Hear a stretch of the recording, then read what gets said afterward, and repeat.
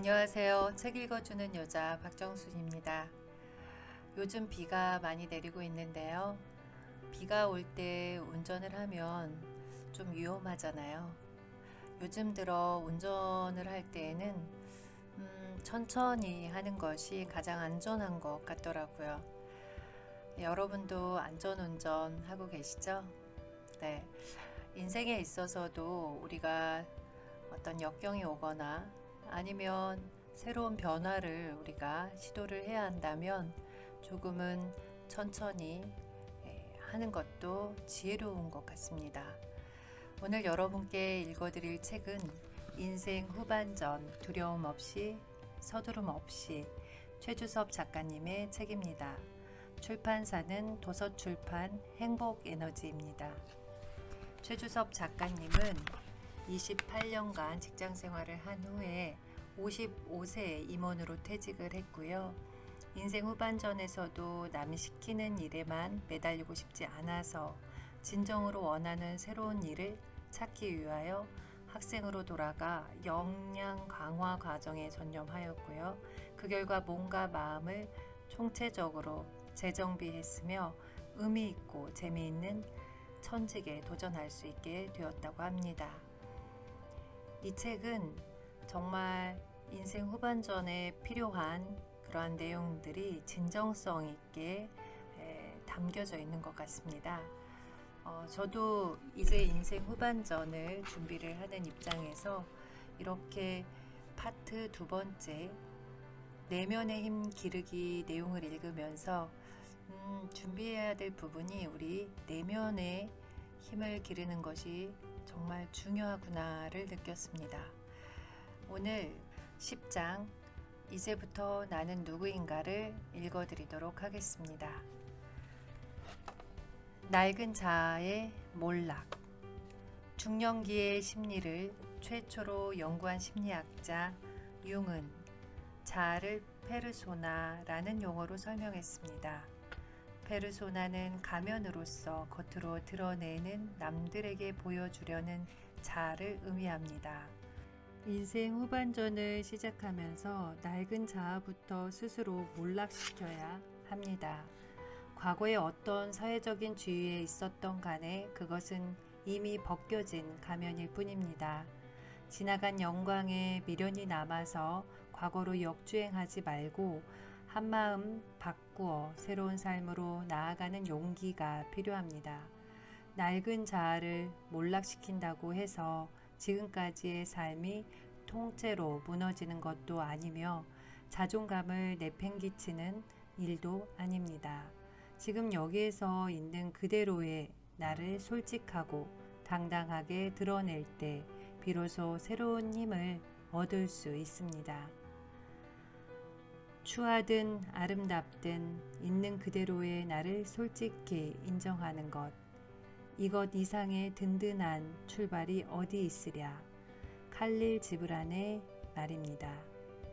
동양의 명상과 서양의 심리학을 융합한 심리치료 전문가 존 웨올드는 익숙한 자아에 대한 느낌이 무너져 내릴 때 맞닥뜨리는 공허함에 움츠려들지 않을 수 있다면 그것은 삶에 대한 현존의 새로운 가치이다. 영원히 무너지지 않는 위치나 정체성은 없으며 그 때문에 우울할 것이 아니라 그것과 함께 어우러져야 할 일이다 라고 말했습니다.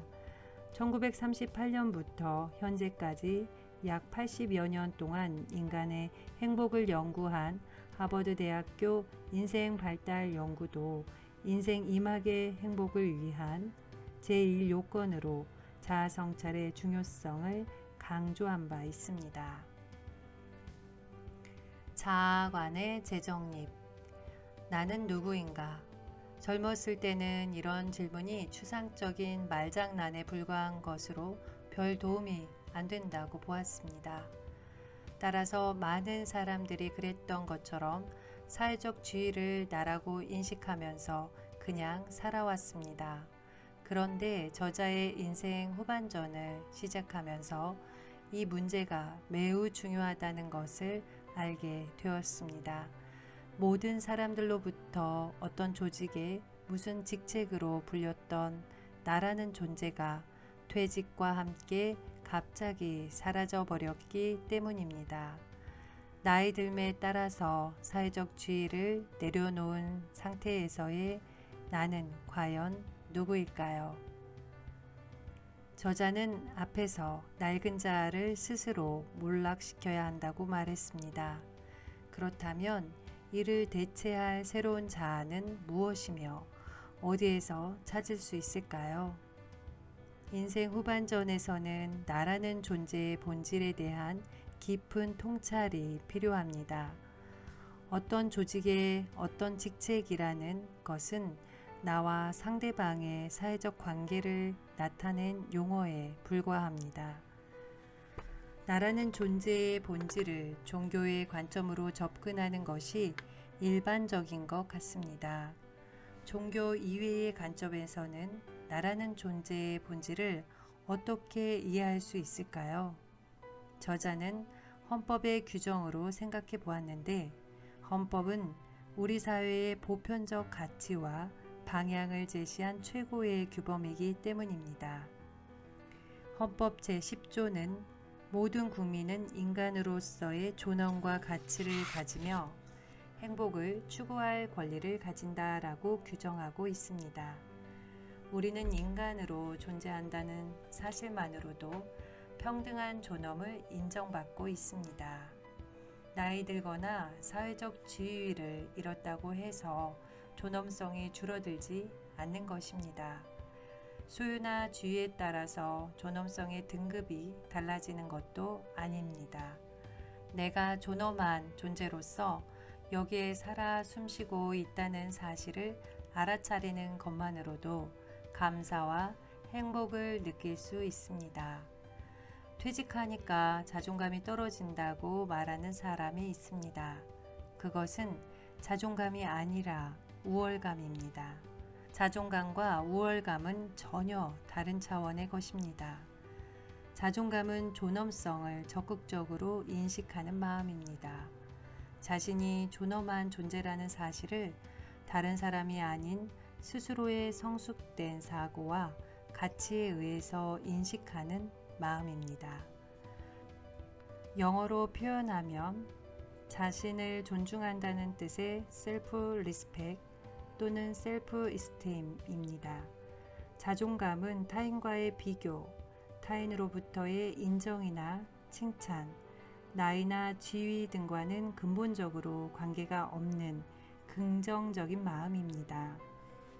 우월감은 자신이 남들보다 월등하거나 못하다는 식으로 단순 비교하는 부정적인 마음입니다. 우월감은 열등감에 대한 방어 수단으로 작용합니다. 따라서 우월감이 강하면 열등감도 강하며 열등감이 강하면 우월감도 강합니다. 그래서 심리학자들은 강한 우월감을 갖는 사람들이 변화에 대한 적응력도 가장 떨어진다고 말합니다. 나이 들면서 과거의 주의를 들먹이며 내가 누군데 라고 폼 잡는 꼰대들이 여기에 해당됩니다. 사회적 가면을 벗은 이후에 나는 과연 누구일까요? 우리는 존엄과 가치를 지닌 인간으로서 행복을 추구하며 살아가는 존재입니다. 숲길을 걷다 보면 구부러진 나무도 있고 곧게 뻗은 나무도 있고 땅에 붙은 키 작은 관목도 있고 엄청나게 큰 나무도 있습니다. 그들은 키, 모양, 위치에 따라서 스트레스를 받으며 고통스러운 삶을 살아가지 않습니다. 그들은 끊임없이 변화되는 환경 속에서 매 순간에 지금 여기를 충만하게 살아가며 다른 존재들과 서로 연결되어 하나의 멋진 숲을 만들어내고 있을 뿐입니다. 우리는 다른 존재들과 연결되어 매 순간 하나로서 전체를 이루는 존엄한 존재입니다. 나이 들어가면서 과거의 지위, 소유, 나이 등의 외형적인 자의식을 끌어다가 낡은 자아에 집착하는 것은 불행한 일입니다. 사상가 몽테뉴는 어떻게 하면 내가 정말로 나다워질 수 있는가를 아는 것이 가장 중요한 일이다라고 말했습니다. 인생 후반전에서 새로운 삶으로 나아가기 위해서는 낡은 자아를 벗어던지고 자아관을 올바르게 재정립하는 것이 무엇보다 중요한 일이라고 생각합니다. 11장 불안, 스트레스에 대한 지혜. 두 종류의 불안. 심리학 자존감을 부탁해의 저자인 독일 심리학자 슈테파니 슈탈은 불안의 심리적 문제에 대하여 이렇게 말했습니다. 모든 심리적 문제는 불안 때문이며 불안 뒤에는 슬픔, 실망, 분노, 무력감도 함께 온다. 또한 불안이 있는 사람에게는 비판과 모욕이 상처에 뿌려진 소금처럼 고통스럽게 느껴진다. 따라서 악의 없는 농담이나 단순한 발언도 확대 해석하고 개인적 모욕으로 받아들인다. 별일도 아닌데 지나치게 과잉 반응을 보이는 것은 마음의 밑바탕에 깊은 불안감이 깔려 있기 때문입니다. 인생 후반전에는 늙음, 질병, 이별, 죽음과 같은 실존적인 고통들이 겹쳐오기 때문에 하루라도 불안하지 않는 날이 없습니다. 뿐만 아니라 평생 직장에서 퇴직한 후 새로운 일자리를 찾아야 하는 막연함, 혹시 모를 결정적인 실패와 추락, 위험한 사건들과의 마주침과 같은 침체와 상실의 불안도 상존합니다. 불안에는 정상적인 불안과 비정상적인 불안이 있습니다. 정상적인 불안은 누구에게나 일어나는 어쩔 수 없는 변화를 있는 그대로 직면하는 과정에서 생기는 불안입니다. 비정상적인 불안은 변화를 억누르고 회피하고 부정하고 저항하는 과정에서 증폭되는 불안입니다. 즉 불안 때문에 더 불안해지는 불안의 거품입니다. 미국의 어떤 여배우가 거울 속에 비친 자신의 늙은 모습에 실망해서 자살한 사건이 있었는데 이것이 비정상적인 불안의 사례입니다. 우리는 불변하는 독보적인 존재가 아니며 생로병사로 조건지워진 삶을 살아가는 존재라는 진리를 받아들여야만 합니다. 고통의 원인은 시들어가는 꽃이 아니라 바로 그 꽃이 시들지 않기를 바라는 현실적인 욕망 때문이다.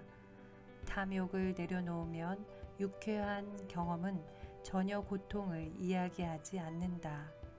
시들어갈 운명은 피할 수 없는 것이므로 꽃들은 온전히 충만하게 즐길 수 있어야 한다. 틱나탄. 과연 스트레스 때문인가? 스트레스는 우리나라 사람들이 가장 많이 사용하는 영어입니다.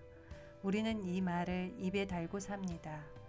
스트레스의 의학적인 정의는 심신의 균형과 안정을 깨트리려는 자극에 대하여 안정 상태를 유지하려고 저항하는 반응입니다.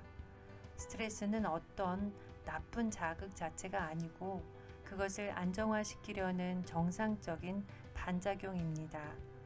몸이 적당한 스트레스로 긴장하면 코르티졸이라는 호르몬이 분비되어 부교감 신경이 활성되면서 옥시토신, 도파민, 세로토닌, 엔돌핀과 같은 긍정 호르몬이 분비되고 면역력, 성취감, 자신감, 즐거움, 활력, 창의력이 높아진다고 합니다. 이처럼 적당한 스트레스는 좋은 것이며 필요한 것이라고 합니다.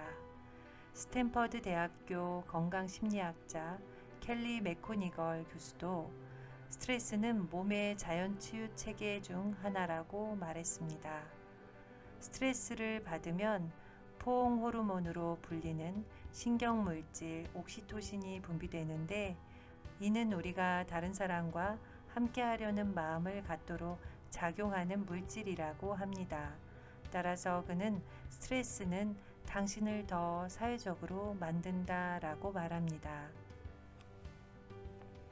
그러나 내면이 취약한 상태에서 스트레스에 지속적으로 노출되면 자율신경계의 긴장을 초래하여 심장병, 유궤양, 고혈압, 당뇨병, 신경증 등의 만성 질환을 유발한다고 합니다.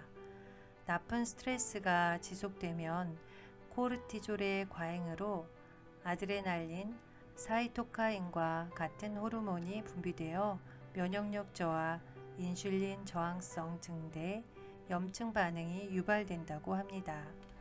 따라서 스트레스가 지속되지 않도록 내면의 힘을 길러야 합니다. 우리는 스트레스가 만병의 근원이며 마음먹기에 달려있다라는 말을 늘 하면서도 그냥 잊어버릴 뿐입니다. 나이 들수록 마음 공부가 필요합니다. 심리학자 라자루스는 동일한 스트레스 요인이라고 할지라도 받아들이는 사람에 따라서 긍정적으로 작용하느냐, 부정적으로 작용하느냐가 달라질 수 있다라고 설명합니다. 스트레스를 부정적인 것으로 받아들이면 질병으로 작용하지만 긍정적인 것으로 받아들이면 치유의 에너지로 작용할 수 있다는 것입니다.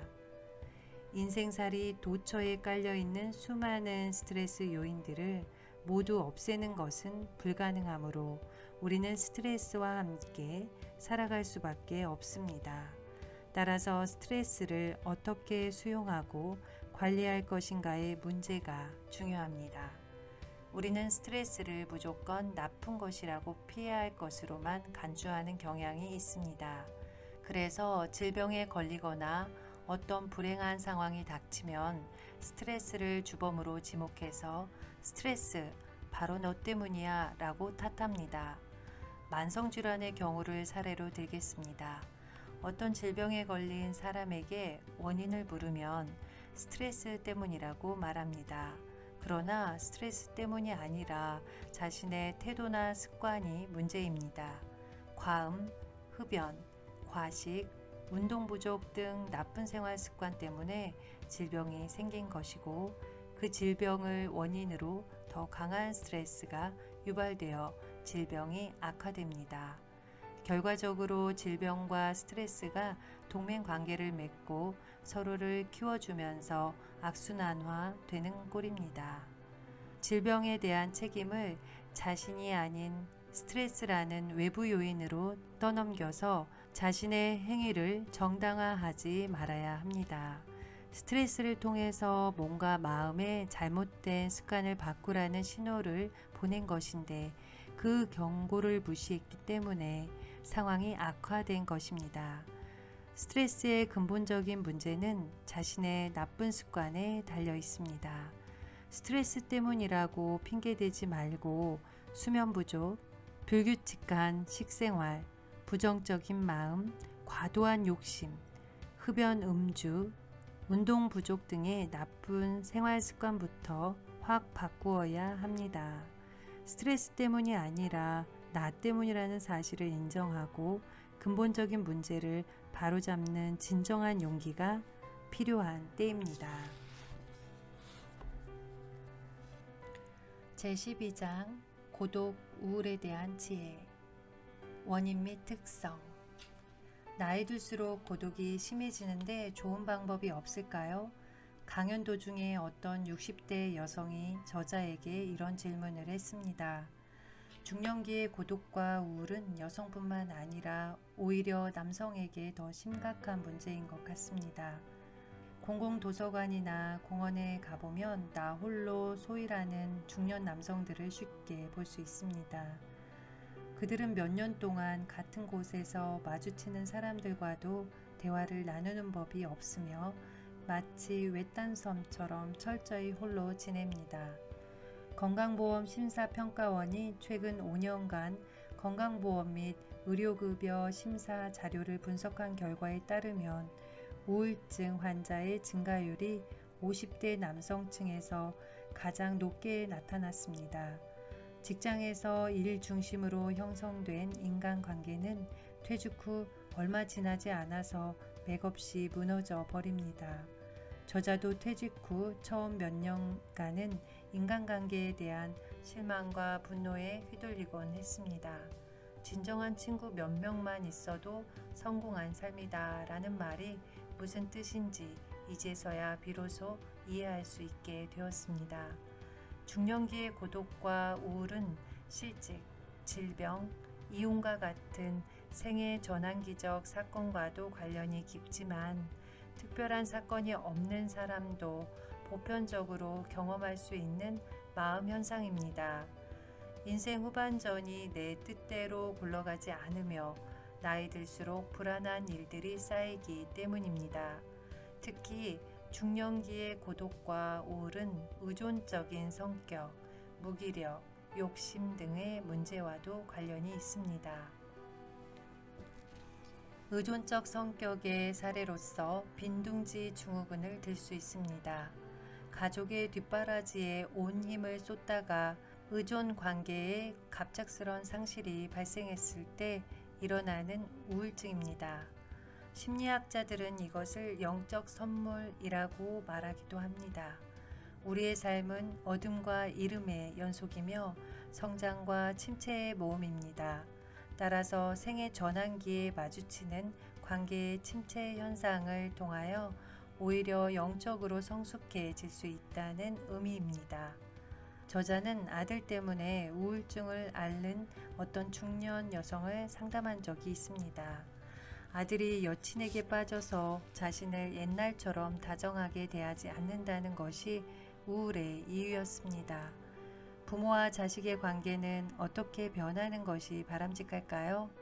자식이 어릴 때는 부모와 일심동체로 살다가 청년기부터는 자기의 고유 세계를 구축하며 분리를 추구합니다. 성인이 되어 취업하고 결혼하면 외견상 완전히 분리되지만 그렇다고 남이 되는 것은 아닙니다. 분리된 자아이면서 동시에 성숙한 가족관계로 재통합되는 것입니다. 청년기의 부모와의 정서적 유대감이 약화되는 현상은 자연스러운 변화 과정의 하나일 뿐입니다. 따라서 우울할 일이 아니라 대견해야 할 일입니다. 취업 포탈 잡코리아가 20, 30대 성인 남녀 1061명을 대상으로 조사한 바에 따르면 자기 스스로를 캥거루족이라고 답한 사람이 무려 56.1%에 달했습니다. 부모가 이미 성인이 된 자식을 항상 돌보면서 살 수는 없습니다. 인생은 자전거를 타는 것과도 같다는 말이 있습니다. 부모가 자전거를 붙들고 자신 옆에 서서 늘 버틸 수는 없는 일 아니겠습니까? 자식이 분리된 자아로서 자신의 삶을 주도적으로 살아가도록 내버려 두어야 합니다. 무기력은 새로운 삶에 애착을 보이지 않거나 감정의 기복을 나타내는 현상으로서 고독의 결정적인 원인 중 하나입니다. 내가 실제로 하고 있는 일과 마음속으로 원하는 일이 달라서 충동할 때 만사가 귀찮고 무기력해지기 쉽습니다. 부모의 강요에 못 이겨서 자신이 원치 않는 분야를 억지로 선택한 사람이 성공했음에도 불구하고 우울증에 빠지는 것과 같습니다. 인생 후반전에서는 돈벌이에만 가치를 두지 말고 자신이 진정으로 원하는 의미 있고 재미있는 일을 선택해야 합니다. 인생 후반전에서는 지금까지와 다른 차원의 삶의 여행을 시작해 달라고 내면이 강력히 요구할 수 있습니다. 그러나 우리는 익숙한 방식으로만 살아가려는 강고한 타성이 있습니다. 인생 후반전에서는 그동안의 경험과 가치를 보다 큰 질서 속에서 해체하고 재구성할 필요가 있습니다. 익숙한 삶의 패턴만 고수하려는 방식을 버리고 내 마음의 본성이 진정으로 무엇을 원하는지를 알아차리고 용기를 내어 새로운 일에 도전할 필요가 있습니다. 신중년기의 고독과 우울은 지나친 욕심과도 관련이 깊습니다. 원하는 일이 빨리 진행되지 않을 때 도움받을 곳이 없다고 느껴질 때, 돈을 못 버는 날이 마냥 길어질 때, 지인이 잘 나간다는 소식을 들었을 때, 우리는 고독해지고 우울해집니다. 저자는 이와 관련하여 내가 지금 욕심과 질투심을 내고 있다라는 사실을 솔직히 인정하고 호흡에 집중하면 놀랄 정도로 빠르게 우울감이 진정되는 신기한 체험을 하였습니다. 원하는 일이 빨리 진행되지 않는 것은 당연합니다. 새로운 견딘과 기다림의 과정이 필요하기 때문입니다. 지인들이 나를 적극 돕지 않는 것도 당연합니다. 그들도 나름의 사정이 있으며 나 자신도 남들에게 그랬습니다. 남들의 좋은 소식을 들었을 때 우울한 이유는 질투와 시기심 때문입니다. 하루라도 돈을 못 벌면 마치 큰일이라도 날 것처럼 불안하지만 사실은 그렇지도 않습니다. 지나친 욕심에 들러붙어 부정적인 생각과 감정을 키우지 말고 지금 여기에 사소한 일상에 감사하고 만족할 줄 알면 고독과 우울에서 벗어날 수 있습니다. 활용 및 치유. 은퇴 전문가들은 인간관계가 중요하므로 기존의 관계를 잘 유지하고 새로운 인간관계를 만드는 일에도 신경을 쓰라고 충고합니다. 원론적으로 지당한 말씀이겠지만 현실적으로 쉬운 일이 아닙니다. 관계의 무너짐 현상을 방어하면서 동시에 새로운 관계도 창조하려면 그만큼 돈과 에너지를 쏟아야 합니다. 관계를 유지하고 새로 만드는 일도 필요하지만 나이 들매 따르는 관계의 무너짐 현상을 자연스럽게 수용하는 마음 자세도 중요합니다. 고독은 무조건 피하고 방어해야만 하는 나쁜 것일까요? 우리는 인생 후반전에 사랑하는 많은 것들과 이별해야 하며 고독은 이 과정에서 생기는 자연스러운 현상의 하나입니다. 따라서 억지로 없애려고 할 필요도 없고 단지 그 꿀꿀한 감정에 지나치게 빠져드는 것을 멈추기만 하면 됩니다. 고독은 자동차와 나무와 별과 어둠 등과 마찬가지로 나의 삶과 연결되어 늘 변화하고 있는 많은 생필품 중의 하나입니다. 그리고 고독은 인생 후반전을 준비하는 과정에서 창조적인 자원으로 활용될 수도 있습니다. 김수환 추기경은 자기 삶을 돌이켜보고 자신의 존재 자체를 깊이 보게 되는 기회가 바로 고독이다. 따라서 고독이란 참으로 소중한 것일 수 있다라고 말했습니다. 이시영 박사는 고독감을 고독력으로 승화시키는 삶을 살라. 고독감은 쓸쓸하고 외로운 감정이며 고독력은 홀로 있으려는 또는 홀로 있을 수 있는 힘과 의지이다 라고 말했습니다. 황동규 시인은 버클리풍의 사랑 노래란 시집에서 홀로움에 대하여 말했는데 홀로와 즐거움의 합성어인 홀로움은 혼자 있음의 환희입니다. 라이너 마리아 릴케도 젊은 시인 카푸스에게 보낸 편지에서 당신은 당신의 고독을 사랑하며 참고 견디세요. 당신과 가깝던 사람들이 멀어져 간다는 것은 당신의 주의가 넓어지기 시작했다는 뜻입니다. 근본적으로 특히 가장 심오하고 중요한 세상 일에 대하여 우리는 이루 말할 수 없을 정도로 고립된 존재입니다. 어려운 점에 대해서 그리고 다른 사람들과 사이에서 느끼는 고독에 대해서 더 많은 신뢰감을 가져야 합니다. 삶이 제 갈 길을 가도록 그냥 맡겨두어야 합니다. 고독은 당신이 체험하고 행하는 모든 것과 함께 찾아오면서 익명의 영향력을 계속 행사하며 조용히 결정적으로 작용할 것입니다. 라고 적었습니다. 퇴직한 사람이 사회관계망을 회복하지 못하고 홀로 지내다 보면 배우자에게 의지하는 정도가 점점 심해집니다. 배우자도 이런 상황이 귀찮고 불만스럽기는 마찬가지입니다. 퇴직 후에 남은 시간을 배우자에게만 의존하지 말고 창조적, 적극적으로 활용하는 자신만의 생활 패턴을 개발하는 것이 중요합니다. 저자의 경우처럼 나만의 케렌시아를 정해놓고 이곳에서 매일매일 작은 실천을 꾸준히 반복하는 것도 좋은 방법입니다. 케렌시아는 몸과 마음이 편안한 나만의 안식처입니다. 집, 사무실, 카페, 도서관, 공공시설 등을 나만의 케렌시아로 정할 수 있습니다. 케렌시아에서 에너지를 충전하면서 인생 후반전에 새로운 목표와 관련이 있는 규칙적인 습관을 만들어 보세요. 나만의 케렌시아에 머물면서 책도 쓰고 독서도 하고 인터넷 카페도 열심히 가꾸고 있습니다.